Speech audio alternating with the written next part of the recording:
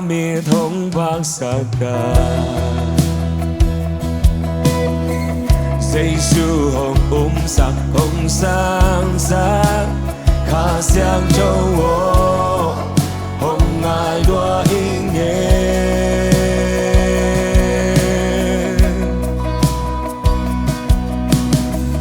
lao na tình bấy mang sa ca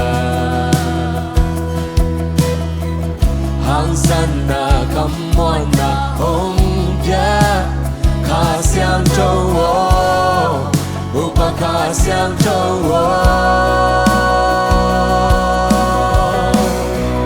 khá sáng châu hồng kỳ qua khá sáng châu in nong lo khá sáng châu in nong đê khá sáng châu in nong kê chu hắc sa kem nêu tê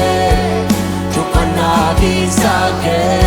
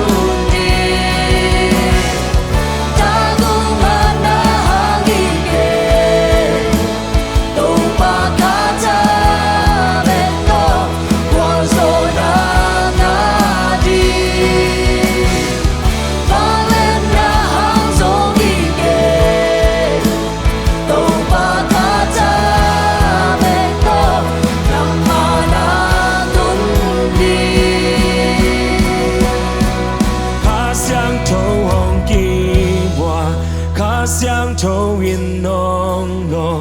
khá sáng châu in nong đen khá sáng châu in hong kem chu hắc sa kem biểu tê